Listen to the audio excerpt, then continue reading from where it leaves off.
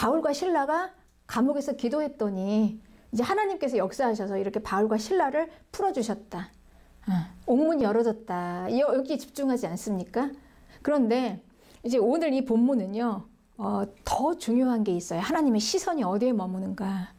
우리는 그 기적과 그 간증에 집중해서 그 하나님의 역사가 일어났다 이렇게 보는데, 하나님의 시선은요, 여기에 어디에 있었냐면요, 놀랍게도 간수의 영혼에 있었던 것입니다.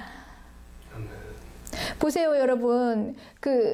바울과 신라는 지금 이렇게 엄청난 일이 일어났잖아요. 이걸 어디 가서 간증을 해도 얼마나 은혜로운 간증입니까? 하나님 역사하셨다. 아니, 자기가 찬송하고 기도했더니 하나님이 이 기도를 들으시고 이렇게 우리를 감옥에서 막 그 옥문이 열어놨어. 막 갑자기 진동이 막 땅이 막 지진이 나는 것처럼 진동이 이렇게 났어. 이거는 정말 하나님의 역사죠. 놀라운 일입니다. 그런데요. 그러면 간수는 어떡합니까? 간수는.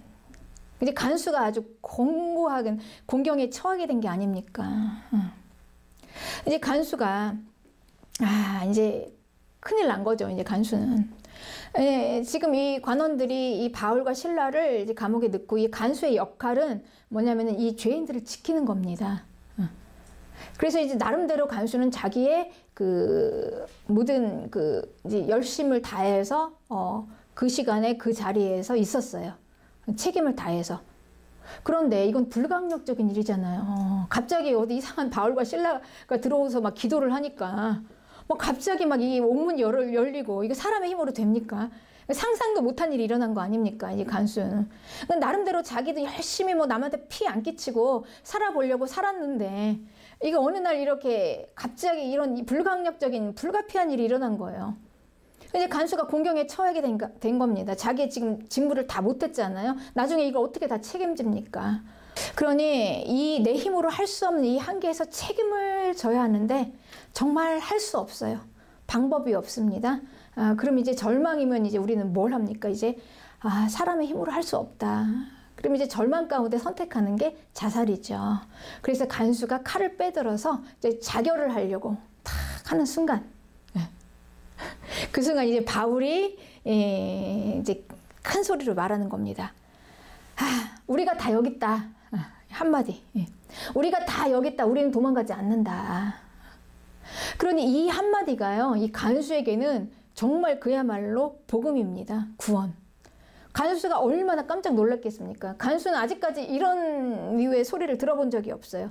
지금 죄수들은요, 일단 이런 상황이 오면은 지금 빠져나가는 게 관건이잖아요. 감옥에서 탈출하는 게 우선 아닙니까? 잘 됐다. 그리고 이제 어떻게든지 감옥에서 빠져나가려고 하고, 그리고 간수가 죽으면 더 잘 된 거예요. 나갈 수가 있으니까. 그런데 이거는 감옥에서 지금 나가야 되는데, 죄수들이 지금 나가는 게 가장 중요한 게 아닌가? 그런데 이 바울과 실라는요, 이 세상과 다른 사람이에요. 다른 사고를 가진 사람이에요. 간수는 아직까지 이런 말을 들어본 적이 없어요. 이런 상황에서 죄수가 우리가 안 갈 거다. 도망 안 간다. 우린 여기 있을 거다. 그러면서 네 생명을 해하지 말라. 죽으면 안 된다라는 거죠. 선생들이요. 나를 좀 가르쳐 주세요. 내가 지금까지 살았던 나의 모든 삶의 스타일이 이게 아닌 것 같습니다. 아니, 어떻게 우리가 살다 보면은요, 이게 불가피한 상황, 내 힘으로 안 되는 이런 극한 상황, 그러니까 자살 직전까지 갈 수 있을 정도의 상황이 오는데, 물어보는 거예요. 내가 여기서 돌이켜야 되겠습니다. 이게 이 외에 다른 길이 있는 것 같아요. 선생들이요, 날 좀 가르쳐 주세요. 내가 어떻게 하면은 여기서 살겠습니까?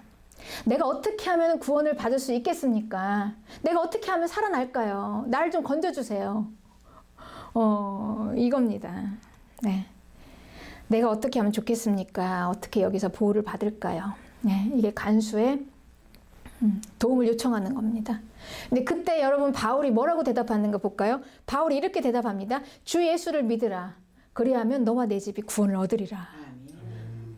이 외에 최선의 답이 없습니다, 여러분. 네. 인생 문제. 여러분, 우리가 구원이요, 아주 실제적인 구원이고 현실적인 구원입니다. 우리 환경의 구원이에요. 네. 바울에게 물어봤지 않습니까? 지금 내가 여기에서 내가 지금 자살하는 것밖에 길이 없는 이 현실에서 내가 어떻게 하면 좋겠습니까? 했더니 바울이 하는 얘기가 주 예수를 믿으라. 믿으라. 그게 가장 강력한 답이다라는 거죠. 그러니까 바울은 지금 이 간수에게요, 다른 실제적인 방법을 얘기한 게 아니에요. 우리가 이렇게 해서 죄수들끼리 이렇게 힘을 합쳐가지고 우리 다 같이 탈출을 하자. 관원들을 찾아가서 이렇게 해서 한번 돈 뭉치를 좀 줘봐라. 이렇게 해가지고 좀 봐달라고 해라. 이런 거?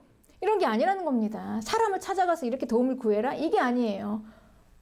근데 언뜻 보면 굉장히 그 뜬구름 잡는 것 같아요. 주 예수를 믿으라.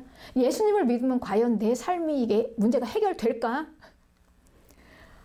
아니 간수가 지금 자기 직무유기잖아요. 지금 자기가 이 책임을 다 져야 되는데 이게 예수님 믿는 거하고 무슨 상관이 있다는 겁니까? 그런데 바울은 얘기했어요. 정답이 인생 문제, 수많은 문제, 우리가 당하는 그 엄청난 문제들, 우리가 다 해결할 수 없는 그 어마어마한 문제들, 주 예수를 믿으라. 그리하면 너와 내 집이 구원을 얻으리라. 이게 가장 큰 삶의 문제를 해결할 수 있는 방법이다라는 거죠. 그러니 여러분, 우리가 구원이라는 거는요, 이 땅에 우리 오늘 살아가는 이 문제 하나 해결 못하고 있다가 나중에 천국 가는 게 아닙니다. 오늘의 우리 이 모든 여기에서부터 우리의 모든 문제를 다 해결이 되고 우리의 죽음의 문제가 해결이 되어서 천국에 가는 것이 구원입니다. 그러니까 주 예수를 믿으라라는 거죠. 네. 답을 받았습니다. 간수가. 예수님을 믿으라.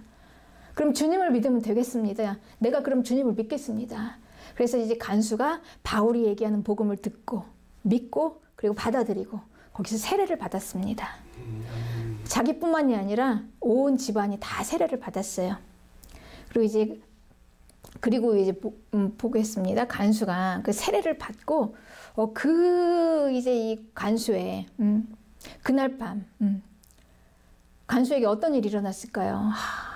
아주 극심한 이 해결할 수 없는 이 문제에서 주 예수를 믿으라 받아들이고 세례를 받고 나서 그날 밤 우리 본문 사도행전 16장 34절에 그와 온 집안이 하나님을 믿었으므로 크게 기뻐했다.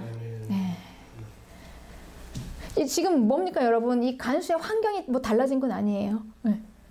특별히 뭔가 문제가 있는 건 변화가 생긴 건 아닙니다. 네. 그런데 지금 단지 간수의 삶 속에 구원자 예수 그리스도가 들어오셨어요. 네. 그러니까 이 간수가 지금 여기에서 기뻐했다라는 거예요. 기뻐했다. 지금 자기가 당장에 내일 아침에 관원들에게 끌려가서 지금 어떻게 문책을 당할지 모르고 이 책임을 어떻게 져야 될지를 모르는데 그러할지라도 기쁘다는 거죠. 크게 기뻐했다. 하나님을 믿었으므로. 그래서 결국 간수는요, 이 믿음이 생긴 겁니다. 하나님을 믿었습니다.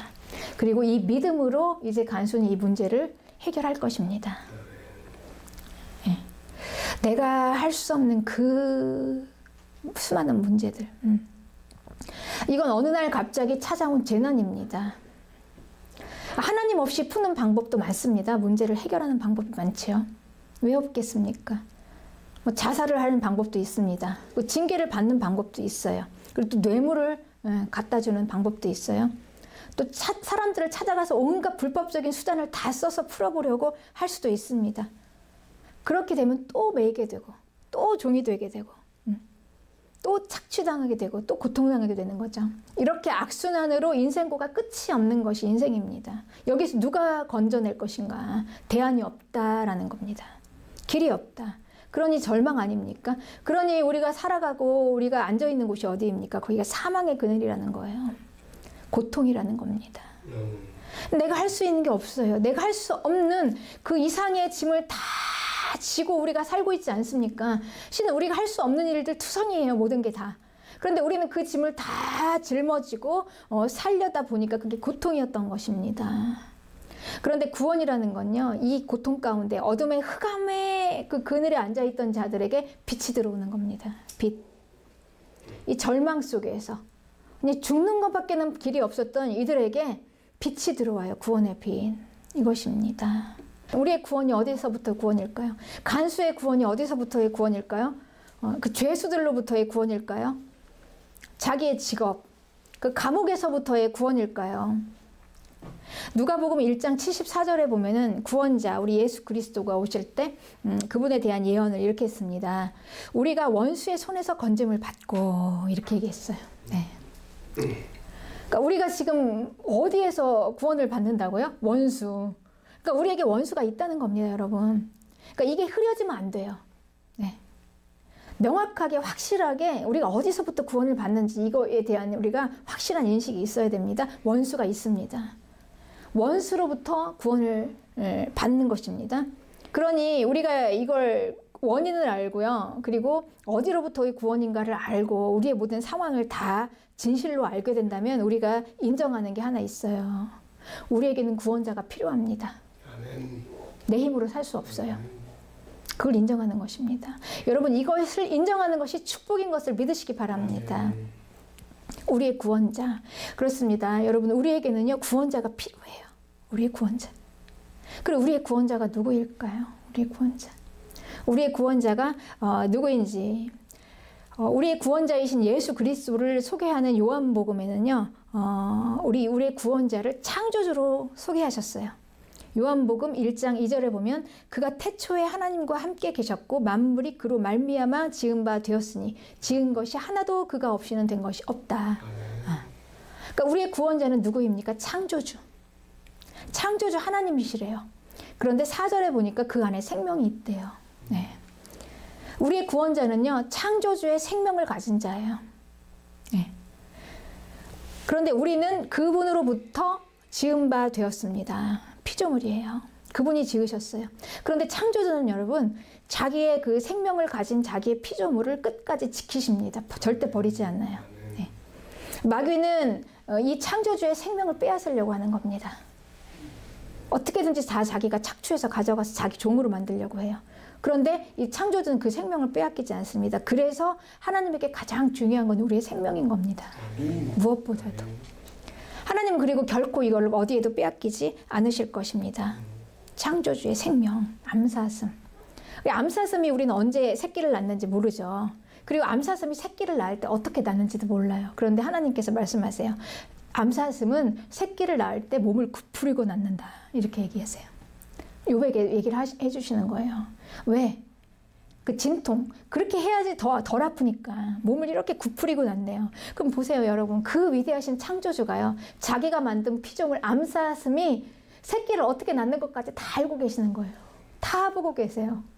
이런 하나님이십니다. 그러니 이 자기가 만든 이 피조물에 대한 애착이 얼마나 하나님께서 강하십니까? 절대 하나님께서 버리지 않으세요. 암사슴조차도. 이렇게, 그래서 우리는 이 불꽃 같은 하나님의 눈, 감찰하시는 하나님, 불꽃 같은 시선으로 다 자기가 만든 피조물 하나하나 다 보고 다 유지하시고 그 암사슴까지, 하다못해 우리가 모르는 그 수많은 그 작은 곤충들까지 하나님께서 다 세밀하게 관여하시고 그러시기 때문에 하나님이신 겁니다. 자기가 만드시는 그 모든 이 피조물들을요 다 유지하실 수 있는 하나님, 얼마나 완전하시고 공의로우십니까? 완전하신 분이 아니면 이걸 다 유지할 수가 없어요. 지금 이 온 우주와 세상을. 그런데 여러분, 이런 분이신데 생각해 보십시오.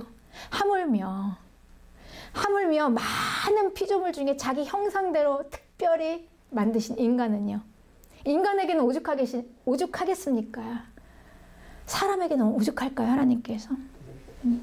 그래서 여러분, 사람 중에 하나님 앞에서 귀하지 않은 사람 하나도 없습니다. 우리가 보기에는 정말 쓸모없는 인간일지라도 하나님 보시기에는 여러분 이렇게 귀한 존재입니다. 한 영혼이. 그런데 이 하나님께서요, 사람을 이렇게 하나님께서 이렇게 자기가 만든 피조물들을 보호하시고 지키시고 책임지시고, 이 하나님의 마음이 얼마나, 이 사람을 향한 마음이. 그런데 여러분, 그럼 하나님의 자녀는요, 하나님의 자녀는 오직하시겠습니까? 한번 생각해 보십시오. 하나님의 자녀는 어떨까요? 하나님의 자녀를 보호하시는 이 창조주를 좀 보십시오. 하물며 그 자녀를 어떻게 보호하실까요? 이 우주 만물을 다 유지하신 하나님께서 이 하나님의 자녀를 어떻게, 그 삶을 얼마나 하나님께서 우리를 유지하고 계실까요? 그래서 하나님께서는 이것을 절대 변할 수 없는 하나님의 약속으로 맺은 것입니다. 아브라함에게 통해서 약속으로. 그리고 다윗에게 그 약속을 확실하게 했어요. 내가 너의 나라, 영원한 나라, 이걸 기업으로 주겠다. 그리고 이제 하나님이 우리의 구원을 얼마나 완전하신 하나님께서 얼마나 완전하게 이루셨는가 보십시오, 여러분. 누가복음에 이런 기록이 있어요. 거기서 이제 이 세상 역사를 하나님께서 움직이셔서 그때 아우구스투스 명령해서 로마의 황제죠. 명령을 해서 뭐라고 그랬냐면 유대인들을 다 호적하러 가라 그랬어요. 세상 역사로. 인구조사한다고. 세금 때문에요. 우연한 세상 역사인 줄 알았는데 하나님의 말씀이 어떻게 성취가 되냐면요. 누가복음 2장 4절에 보니까 요셉이 갈릴리 나사렛에서 살다가 유대 베들레헴 다윗의 동네로 호적하러 올라갔다. 원래 우리가 요셉 마리아와 요셉, 원래 요셉이 살고 있었던 동네는요, 나사렛이었어요. 산골. 그런데 하나님께서 이 말씀을 이루시기 위해서 다윗의 동네인 베들레헴까지 보낸 거예요. 다윗의 동네. 그래서 역사적인 기록이 분명히 있습니다. 왜냐하면 다윗의 왕가를 이어가는 다윗의 자손이니까 왕손이잖아요. 영원한 왕으로. 영원한 왕으로 이 땅에서 탄생을 하는데 다윗의 본가인 베들레헴, 거기서 태어나게 하셨다는 겁니다. 완전하게. 그리고 첫 아들을 낳아 강보에 쌓여 누웠다 그랬죠. 첫 아들, 맏아들. 그러니까 하나님의 아들의 신분으로 이 땅에 보내셨습니다. 하나님께서. 그 수많은 많은 신분이 있는데 왜 하필이면 아들의 신분으로 보내셨을까요? 하나님과 동등하다고 하는데 왜 우리를 이렇게 헷갈리게 하면서 하나님의 아들이니까 뭔가 하나님보다 못한 것 같이 막 생각하잖아요. 그런데 하나님께서는 이 예수님을 하나님과 동등한 하나님이신데 아들의 신분으로 보내셨어요. 왜 아들로 오셨을까요? 이 땅에 맏아들로 보내신 것입니다. 맏아들. 그래서 갈라디아서에서는 이렇게 설명하고 있어요. 하나님께서 그 아들을 사람으로 보내셨어요. 그리고 여자에게 나신 이유는 뭐냐? 5절에 우리로 아들의 명분을 얻게 하시려고. 그러니까 하나님께서 우리를 양자로 입양하시려고, 아들로 입양하시려고 맏아들인 예수 그리스도를 사람으로 보내셔서 우리 앞서가게 하신 겁니다. 앞서가게. 그래서 우리가 예수님 때문에 아들의 영을 받아서 아빠 이렇게 부를 수가 있는 거죠. 그래 이제는 종이 아니고 아들이기 때문에 영원한 기업을 얻어서 하나님의 나라에 들어갈 수 있는 확실한 법적 신분이 보장이 돼 있었다. 그러니까 이게 이렇게 하나님의 구원이 정확하고 명확하게 아주 확실합니다. 한치 오차도 없잖아요. 여러분 이게 하나님답지 않습니까? 이 구원에. 그러니까 우리가 단순 생각하는 게 이 구원 그냥 뭐 예수님 뭐 영접하고 어떻게 이렇게 주도면밀하게 역사 속에서 하나님이 완벽하게 해놓으셨어요. 그래서 하나님의 아들이시 오신 것입니다. 그래서 미리 하나님께서는 이걸 준비하기 위해서 이스라엘에게 레위기에서 이런 율법을 주셨어요. 율법에서 주의 율법에 첫 해 처음 난 남자마다 다 내 거다. 이렇게 누가복음 2장 23절에 율법에 쓴 바 첫 해에 처음 난 남자마다 다 주의 거룩한 자라 하리라 한 대로 아기를 죽게 드리고 이렇게 됐죠. 그러니까 하나님께서 이스라엘에게 율법에 이런 얘기가 있어요. 장자는 다 내 거다. 나에게 줘라. 처음 태에서 처음 난 남자아이는 다 내 거니까 내 걸로 줘라. 대표로. 그러면 장자를 하나님께로 받으면 그 나머지 그 동생들은 다 대표니까 이제 쫙 끌어서 이제 저절로 하나님의 것이 되는 것입니다. 이걸 미리 하나님께서 율법을 통해서 얘기해 주신 거예요. 그리고 이제 누가복음에서 율법에 쓴 것처럼 첫 해 처음 난 남자. 이게 지금 무슨 구절이냐면요. 예수님 8일 만에 할례하러 이제 들어가신 길이에요. 똑같이 우리하고 똑같이 사람처럼 똑같이 사람으로 오셨으니까 하나도 거스르지 않고 다 모든 율법을 지켜서 그러면서 이제 할례하러 가시면서 하나님의 백성 하나님의 그 백성의 표시를 마리아가 예수님에게 이제 아기 예수님에게 하면서 율법대로 나의 첫 해에서 난 첫 아들이니까 하나님께 드립니다. 이렇게 한 거죠. 그러니 이제 앞으로 예수님의 그 밑에 모든 사람들 누굽니까 여러분? 저와 여러분 우리까지 하나님의 아들로 입양이 된 거예요. 다 하나님의 거라는 거죠. 하나님의 걸로. 이렇게 너무나 법적으로 완벽한 절차를 하나님께서 이루시고 율법을 완성하시면서 하나님의 방법대로 우리를 그렇게 이제는 이걸 어떻게 변개할 수도 없고 뭐 어떻게 누가 할 수도 없어요. 그러니 이거 얼마나 마귀가 까무러칠 일입니까 여러분. 마귀는 어떻게든지 사람을 속여서 자기 종으로 만들어서 하나님의 생명, 창조주의 생명을 빼앗아서 자기가 착취하려고 했는데 어느 날 보니까 이 예수 그리스도 구원자가 와서 하나님의 이 자기가 종 만들려고 했던 이 모든 사람들을 다 아들로 만들어버린 거예요. 아들로. 마귀가 완전히 그 펄쩍펄쩍 뛸 일 아닙니까? 온 세상에 다 난리가 날 일이랍니까? 어떻게 저 인간들을 어떻게 아들로 다 입양해서 놨어. 아들이 된 거예요, 여러분. 우리가 하나님의 자녀가 된 겁니다. 얼마나 주도 못매를 하나님이 아브라함에서부터 약속하신 이 약속이 누구도 건들 수가 없어요. 그래서 우리가 하나님 나라에 가는 거, 영원한 생명을 받고 천국에 가는 거는요, 그 누구도 이제는 합법적으로 누가 어떻게 할 수가 없어요. 마귀조차도 할 수가 없어요. 그런 것입니다, 여러분. 네. 그래서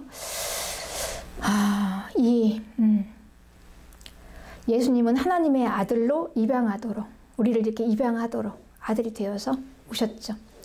그래서 아들이 된 자들, 사망의 그늘로 있던 자들이 생명으로, 마귀의 종이 되어서 속아서 공고한 삶을 살던 자들이 이제 생명 안에서 회복이 되는 거예요. 그러니 여러분, 우리의 이 간수의 고난이 어디서 왔습니까? 고통의 원인이 어디서 왔습니까? 결국은 마귀의 종되었던 그 태초에 거기에서부터 온 거예요. 그러니까 간수의 이 고통이 결국은 이 감옥에서부터 나온 게 아니라 마귀가 착취해서 가져간 거기에서 해방된 겁니다. 그러니 주 예수를 믿으라. 그리하면 너와 내 집이 구원을 얻을 것이다. 그러니까 우리의 모든 공고한 것이 여러분, 부모 때문에, 내가 부모 잘못 만나서, 내가 누구 잘못 만나서, 저 친구 때문에, 저 사람 하나 잘못 만나서 이렇게 해서 된 것이 아니고요. 근본적으로 결국은 나의 영혼이 마귀에게 착취당해서 종이 되어서 그렇게 노예가 돼서 살았다가 죽음에서 그렇게 살았다가 그렇게 해서 결국은 하나님께서 여기서 해방시키시고 나를 끌어내시는 것이죠. 그렇습니다. 네, 여러분, 이게 이제 하나님께서 자기의 피조물, 자기 자녀, 하나님의 자녀를 인도하시는 완벽한 인도하심입니다. 그래서 우리가 이해할 수 없는 모든 재난이 있습니까? 여러분, 우리가 살면서 왜 나한테 이런 일이? 왜죠? 답을 못 찾았어요. 그래서 우리의 원인이 감옥이라고 생각했고, 부모라고 생각했고, 저 선생님 잘못 만나서, 저 친구 잘못 만나서, 이렇게 생각했던 그 수많은 일들이 다 여기서 이제 풀어지는 것입니다. 우리가 확실하게 여기서 이제 그 문제를 해결할 수 있는 그 확실한 이 길은요, 창조주의 생명, 지키시는 그 나의 주, 나의 구원자, 끝까지 내 생명을 지키시기 위한 모든 것, 그분의 손 안에 있다면 완전한 것입니다. 내 인생은. 어떤 상황이 오더라도요, 어떤 많은 것들이 있더라도 내 생명을 위해서 완전한 길로 하나님께서 나를 여기까지 인도하시는 것입니다. 우리가 다 지금 이해할 수 없지만, 욥이 그때는 이해할 수 없어서 시시비비를 가려달라고 하나님께 건의했지만, 이제 하나님을 보고서 이제 그때서야 자기의 그 정말 부당한 고난이 옳다, 이렇게 지금 인정한 거 아닙니까, 여러분? 네. 우리가 지금은 다 이해할 수 없을지라도 이 정말 자기의 자녀를 끝까지 이렇게 엄청난 방법으로 지키시는 하나님의 그 보호와 그 사랑, 그걸 우리가 안다면은요, 지금 우리가 다 이해할 수는 없지만, 다 알 수는 없지만, 그냥 옳은 거예요. 옳은 거. 다 옳습니다. 주 안에서 내 인생 다 옳습니다, 여러분. 부당한 고난도 옳습니다. 네. 이해할 수 없는 이 모든 것들이 다 옳습니다. 그렇습니다. 네. 우리 오늘 이제 여기까지 말씀을 마치면서요, 우리 하나님의 마음은요, 창조주이신 하나님은 자기의 그 생명을 지키시려는 마음입니다. 그게 가장 큽니다. 영혼 구원입니다. 그래서 하나님의 시선은요, 우리의 생명에 있습니다. 하나님의 그 불꽃 같은 눈동자는요, 이 사람 하나하나에 정말 어떻게 봐도 저런 인간이 있을까 하는 그런 쓸모없는 인간일지라도 그 영혼에 머무는 것입니다. 네. 하나님의 시선은요, 이 땅에서 잘 사는 것이 아닙니다, 여러분. 뭘 많이 하는 것이 아닙니다. 무엇을 이룬 것이 또 아닙니다. 뭔가를 하는 것이 아닙니다. 그 생명입니다. 그 생명에 있습니다. 우리가 이 하나님의 마음을 알고 생명을 구원하기 위해서 사는 것이 가장 가치 있는 것을 아는 그런 복된 삶이 되시기를 주님의 이름으로 축복합니다.